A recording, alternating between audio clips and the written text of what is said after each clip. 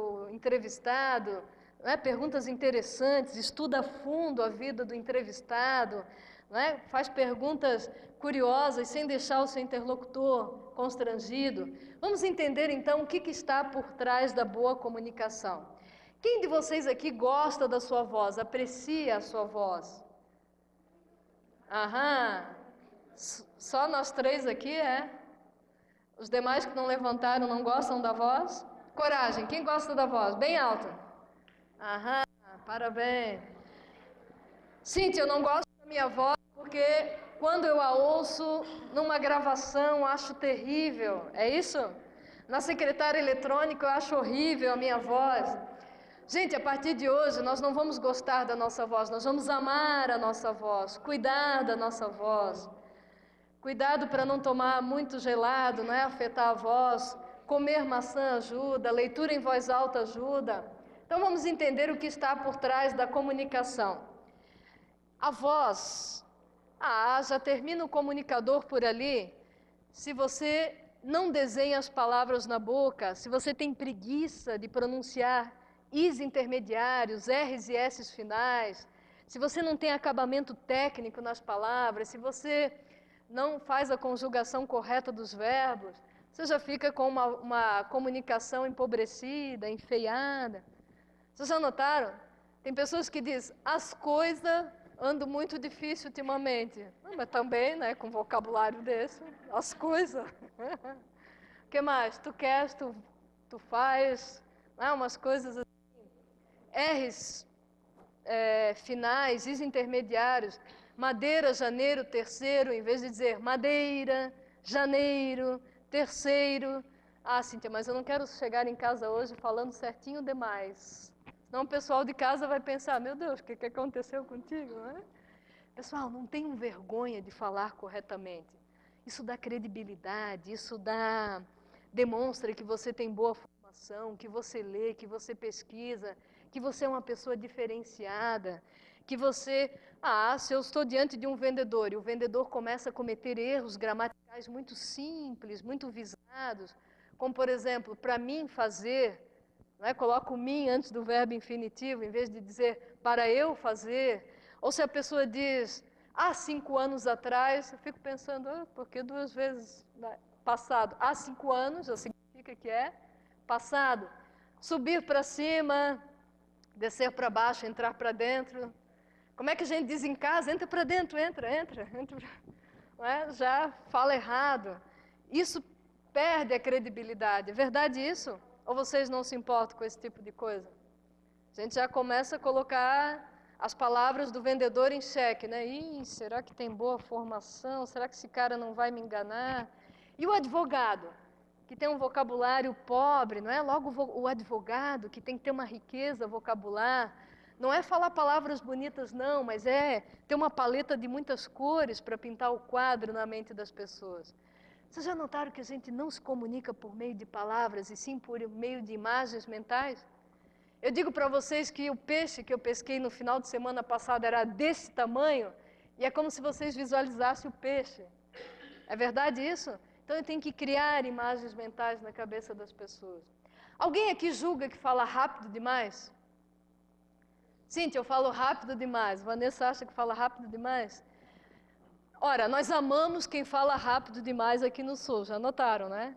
Tem pessoas que falam tão devagar que dá vontade de puxar a palavra da boca dessas pessoas. Então, para quem fala rápido demais, uma dica importante: trabalhe a dicção, pronuncie bem as palavras. Porque agora eu estou falando rápido aqui com vocês, para não cansá-los. Por que vocês estão me entendendo sem qualquer problema? Porque eu estou trabalhando a dicção, pronunciando bem as palavras, fazendo a alternância. Então deem uma olhada lá, pessoal. O volume. Tem pessoas que falam tão baixinho, né? Baixa. Depois de 2 minutos a gente já está naquela energia assim do... Já aconteceu com vocês? Domingo de manhã. Você já chegou da balada tarde, não é? Você está na missa. Aí o padre, não é, com aquele tom de voz linear, monocórdio, aquela voz bate na cabeça da gente. Tim, tim, tim. E vai dando aquela energia do sono, aquela energia do sono. Aham, dá na hora da sineta você dá aquela acordada, não é? Por quê? Porque a pessoa não tem alternância. Vai ganhar um brinde, quem me disser por quanto tempo nós conseguimos prestar atenção numa pessoa aqui na frente. Prestar, mesmo o assunto sendo absolutamente interessante, agradável, oportuno, nós queremos aprender a respeito disso, por quantos minutos nós conseguimos prestar atenção? Quanto? 3? Não? Não? Ih, já chutaram demais. Depende do palestrante. Gente, especialistas dizem que 6 minutos depois, nós caímos no foco de atenção viciado. O que é isso? Eu estou falando aqui na frente e vocês fazem assim para mim, ó. Mas eu sei, né, que é só um corpo presente, o espírito já está em casa fazendo as coisas, ó, faz tempo. Aham, sabedora disso, que eu já vi alguns de vocês com o olhinho piscando, o que eu faço? Pessoal, por gentileza, fiquem de pé, isso e mais aquilo, e digam para mim isso, e falem para o colega aquilo, e não sei o quê. Ah, passa a hora e vocês nem observam. Por quê? Estratégia. 6 minutos nós caímos no foco de atenção viciado. Agora você sabe por que né, na sala de aula, aquele professor, né, que não para de falar, você tem que dar um jeito de, ó. Por quê? Porque ninguém aguenta 45 minutos ouvindo uma pessoa paradinha ali, blá, blá, blá, blá, blá. Nós somos vencidos pelo cansaço, pela fome, pela distração, pela conta da farmácia que tem que pagar, pela aquela ligação que era para ter vindo durante a semana, o cara não ligou, miserável. Você está pensando, e aí a pessoa está lá falando e não funciona. Então, nós vamos trabalhar isso aqui, ó, durante o nosso curso de hoje, volume, velocidade. Olha que palavra bonita, essa palavra grega, ênfase. O que é ênfase? Olha que chique. Nós precisamos dar ênfase na nossa apresentação. O que é isso? Isso. Um destaque, não é? Colocar energia nas palavras. Alternância. Ora mais alto. Por acaso vocês já tiveram um palestrante, um professor que tinha aquela voz de trovão, que dizia sempre, não é? Einstein dizia, a informação é muito mais importante que... Aí você, meu Deus, quando é que acaba esse negócio? Onde é que... Você não aguenta também. Então tem que fazer alternância. O timbre. Cíntia, eu tenho voz, né, a voz meio fina, não tenho uma voz robusta. Leitura em voz alta, nós vamos treinar. O que mais? Cantar ajuda também. Trava-línguas, colocar obstáculo entre os dentes, tudo isso ajuda a ter uma voz melhor. Olha que interessante, pessoal, para nós finalizarmos essa etapa. A palavra representa só 7%. 7%? É. Quantos por cento da sua comida é sal? Quantos por cento da sua comida é pimenta? Mas se tiver um pouquinho a mais, um pouquinho a menos, a gente já empurra o prato de lado. Assim é a palavra. Ela é importante, mas representa só 7%. Não adianta eu chegar segunda-feira na minha empresa e dizer para o pessoal, bom dia, bom dia, bom dia, bom dia, bom dia. Ah, melhor que nem dissesse nada. E na tribuna? A partir de agora vocês vão ver tudo de errado que as pessoas fazem por aí, né? Na tribuna, a pessoa diz assim, senhoras e senhores, boa noite, vamos dar início. Nossa, alguém falou alguma coisa aqui? Então, nós precisamos colocar ênfase. Senhoras, senhores, muito boa noite. Ah, é uma espécie de abraço que você dá nas pessoas. Bom dia, como vai? Tudo bem? Você fala com ênfase, com energia, olhos nos olhos. O que mais? A maneira como nós dizemos é importante. Ah, nós sabemos, né, em casa, lembram quando nós éramos crianças, quando pai e mãe chamavam pelo nome todo, alguma arte a gente tinha aprontado, né? Só pelo tom de voz a gente já percebia. Então, a maneira como nós falamos é fundamental. E, por último, a linguagem corporal. O que o seu corpo diz, hein? Pessoal, olha que fantástico que eu vou dizer agora. Prestem atenção. Não existe a não comunicação. O fato de vocês estarem aqui nessa noite é uma comunicação fortíssima a respeito de vocês. E se vocês não tivessem vindo, seria uma comunicação? O que vocês acham? Exatamente. Se não tivessem vindo, também seria uma comunicação. É impossível não comunicar. Se você não falar absolutamente nada, que neste recinto você está se comunicando. E curiosamente, é quando nós achamos que nós não estamos nos comunicando, é que podemos estar passando a nossa mais forte mensagem. É verdade isso? Sem conhecer muito alguns de vocês, eu já poderia fazer um relatório aqui, mais ou menos das características de vocês, personalidade. Como assim, Cíntia? Sim, só pela textura do rosto, o brilho dos olhos, a maneira como olham para mim, a maneira como se vestem, mais casual ou mais formal, né? Várias coisas comunicam a respeito de nós. O que você acha daquele vendedor que chega na nossa porta com gotas de suor na testa e no nariz, querendo lhe vender um produto? Você olha assim, tá, Cíntia, qual é o problema? Não passa uma boa imagem. E aquele médico que acaba de lhe informar que a cirurgia da sua mãe foi maravilhosa, com o jaleco todo sujo de sangue. Você olha assim, como é que é? Não passa credibilidade. Como é que é a postura de um réu diante do jurado? Alunos de direito, como é que é? Né? Coitados de mim, né? Estão me acusando. Olha a entrevista com um criminoso na televisão. É um olhar sereno, semblante arejado, rindo para a câmera? Não, né? Cara feia, semblante fechado, circunspecto, acabrunhado, semblante, né? A postura fechada. E aí que nós temos que fazer exatamente o contrário, não é? Ter uma boa postura. Vou pedir para vocês pronunciarem as palavras da maneira mais inteira possível. Vamos ver como é que está a nossa dicção. Soltem os braços, soltem os ombros. É isso. Vamos lá. 1, 2, 3. Quem com ferro fere... com ferro será ferido. Foge do fronte a fronte com o comprador. O ferreiro fez ferro, furtado, seu filho Frederico fez água.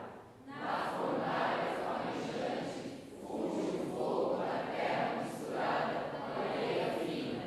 Enquanto o rato roía a roupa de Renato Rodrigues. Afinal, ofegante e farto de fazer força, o filho do fanfarrão forja ferraduras e ferramentas. Ah, dá prazer de ouvir quem pronuncia bem as palavras. Como assim prazer? Claro, um prazer que se justifica pelo pouco grau de esforço que eu preciso despender para entender a pessoa. Já notaram ao telefone? A pessoa fala assim, meio para dentro, como é que é? Fulano repete, aí gasta tempo de novo. Gente, não tenham preguiça, a partir de hoje nós vamos desenhar bem as palavras. Is intermediários, R's e S's finais. Antes de nós sentarmos, tem mais um exercício aqui para nós trabalharmos ênfase, alternância.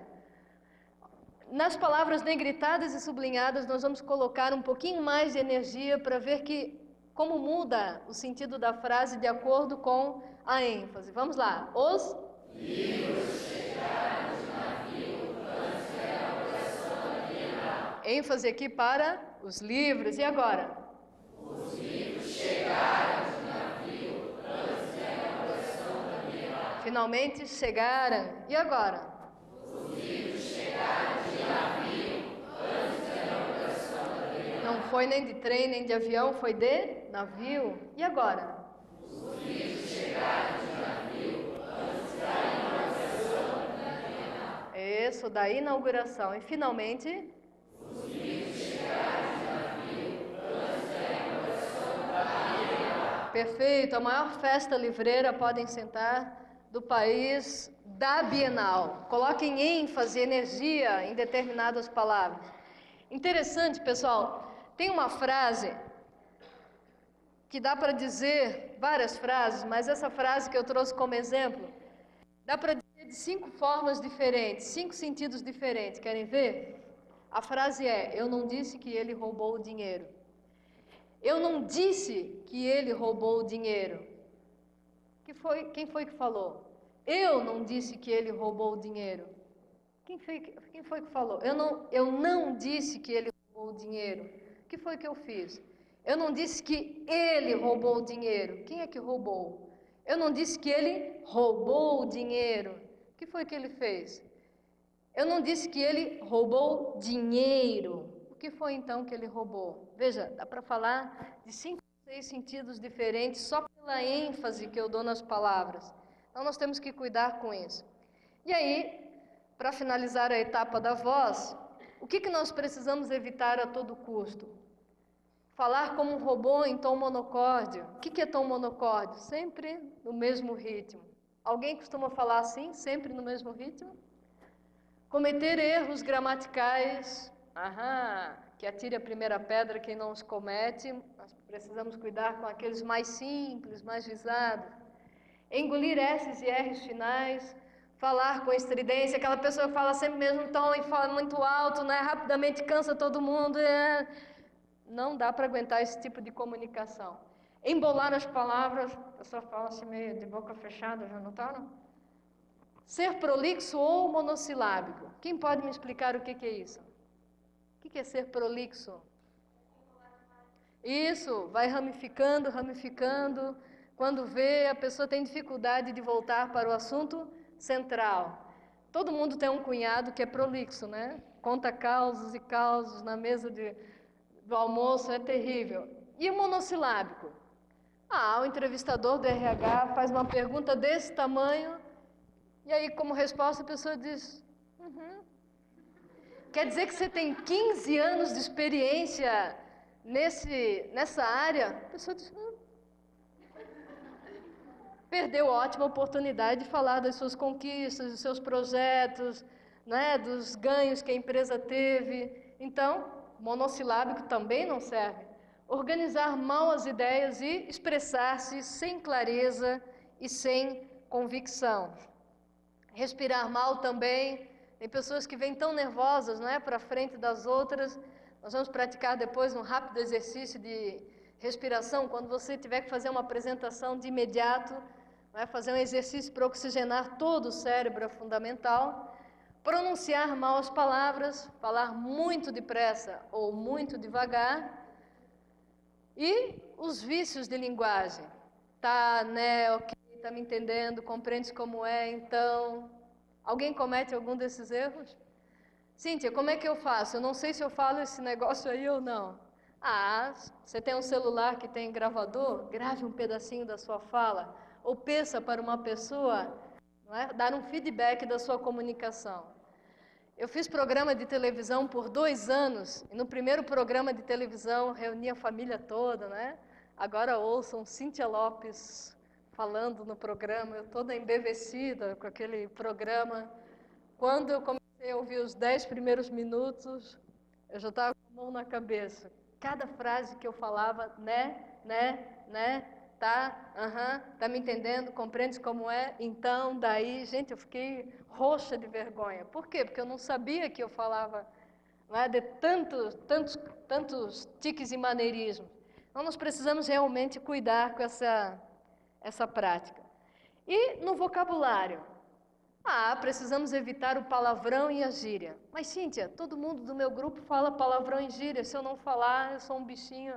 Gente, palavrão e gíria rouba a sua credibilidade. Agora, digamos que a gente vai sair daqui a pouco e nós vamos lá no Alemão tomar um chopp. E aí alguém conta uma piada. Gostaram, né? Alguém conta uma piada e fala um palavrão. Faz parte da boa comunicação? Claro que sim, se não fosse o palavrão, a piada não teria sentido. Mas o nosso interlocutor tem que perceber que você está dentro de um contexto e não falando palavrão como se fosse uma vírgula. Alguém tem coragem de dizer qual é o palavrão que hoje se usa como uma vírgula? Melhor não, né? Palavreado técnico. Se todos nós aqui fôssemos estudantes de direito, você poderia usar a linguagem forense, né? Uma linguagem técnica. Como o público é heterogêneo, eu preciso cuidar para não usar palavras técnicas diante de pessoas que não foram preparadas para chegar às conclusões. Chavões e frases vulgares. Pessoal, eu sei certinho quem gosta de ler e quem não gosta de ler. Sabia? Como assim, Cíntia? Bola de cristal? Não. Se eu não gostasse de ler, eu chegaria para vocês aqui nesta noite mais ou menos assim: pessoal, que bom que vocês vieram para essa palestra, porque quem não se comunica... Vocês vão dizer, não estou acreditando. Isso a minha avó já dizia, chacrinha. Antes o pássaro na mão. Depende, se o pássaro na mão não for bom, melhor o que está voando, né? Quem espera? Vão esperando, vão esperando. Casa de ferreiro. Casa de ferreiro tem que ser espeto de ferro e da melhor qualidade, porque se a sua competência não servir para a sua casa, vai servir para onde? Com que propósito? Formatura, nós não aguentamos mais. O formando sempre com o mesmo blá blá blá. Este é o momento de alegria e de tristeza. De alegria por alcançarmos esse diploma e de tristeza por deixarmos os amigos. Foram muitas horas de sono perdidas, longe da família. O professor começa a arrancar o cabelo lá, vestido longo, ninguém aguenta mais esse tipo de coisa. Gente, busquem ajuda se você não conseguir construir um bom discurso de formatura. Cuidado com chavões e frases vulgares. As pessoas começam a perceber que você não tem nada de interessante para dizer. E por último, os tiques e maneirismos. Se vocês prestaram atenção em mim, notaram algum tique e maneirismo. Por quê? Porque todos nós temos alguns. Como é que a gente faz para trabalhar isso? Peça um feedback de uma pessoa, um amigo, uma câmera, enfim, qualquer coisa que lhe ajude a reconhecer, não é, que você tem tiques e maneirismo. E para nós finalizarmos, gente, a linguagem corporal. A linguagem corporal é 55%. O que você está comunicando para as pessoas por meio do seu corpo, hein? O que você comunica por meio do corpo? Cansaço. As pessoas idosas que andam assim, vocês acham que elas passaram a vida tendo pensamentos positivos, sendo uma pessoa expansiva? Como é que foi a vida delas? Está ali patente, não é? Que durante a vida delas, elas pensaram muito negativo, dificuldade. Como é que é a postura de uma pessoa de bem com a vida, alto astral, uma pessoa alegre, que encara a vida de forma diferente? Ombros equilibrados, sem afetação. Tem pessoa que parece que engoliu uma espada, já notaram? Andam mais ou menos assim. Também não funciona, passa arrogância. Então, o corpo tem que estar realmente de acordo com aquilo que nós queremos comunicar. Vou contar, pessoal, para nós finalizarmos essa teoria, uma partezinha da biografia de Gandhi. Já ouviram falar em Mahatma Gandhi? Uma senhora chegou com uma criança de 7 anos pela mão e disse: Gandhi, olha para o meu filho, eu não aguento mais. O Gandhi, o que foi? Meu filho não para de comer açúcar, os dentes todos estragados, está gordo, fora de forma. Aí Gandhi já ficou perturbado com aquilo. O que a senhora quer que eu faça?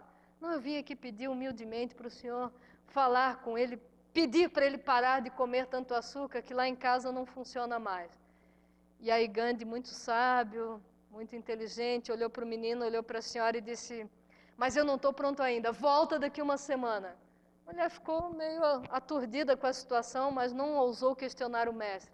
Foi para casa. Uma semana depois, Gandhi, fala com meu filho, por favor, o senhor já sabe do meu problema. Gandhi disse: não estou preparando ainda, volta daqui uma semana. A mulher ficou triste e voltou para casa. Uma semana depois, Gandhi, por favor, fala com meu filho, não para de comer açúcar. Gandhi disse: mas não estou preparado ainda, volta daqui uma semana. E aquela senhora era persistente, não é? Caminhou muitos quilômetros, debaixo de sol quente, escaldante, passou dificuldades e levou o filho para ajudá-la. E aí, quando ela chegou na presença de Gandhi pela 4ª vez, Gandhi estava com o rosto iluminado, não é? Olhou para a criança, olhou para a senhora e disse: hoje eu estou preparado, por favor, filho, sente nessa cadeira. O menino sentou, olha nos meus olhos. O menino olhou e ele, com toda a assertividade: pare de comer tanto açúcar, não faz bem para você, você está me entendendo? O menino disse: claro que eu estou, então agora vai brincar. E o menino saiu saltitante de porta fora, e aquela senhora ficou feliz no começo e depois não aguentou, né? Disse: mas Gandhi, Bata, o guru, eu andei tantos quilômetros debaixo de sol quente para o senhor dizer só isso para o meu filho? Por que o senhor já não disse lá na primeira semana? E aí Gandhi, não é, com aquele rostinho dele angelical, olhou para ela e disse: é que eu demorei todo esse tempo para deixar de comer açúcar. Gandhi sabia, não é, que algo muito mais do que as nossas palavras reverberam para as pessoas, o nosso corpo, o nosso fazer. Depois de um curso como esse, uma palestra como essa, você vai vir aqui na frente, começa a falar, começa a se sentir bem, as pessoas começam a gostar, você se sente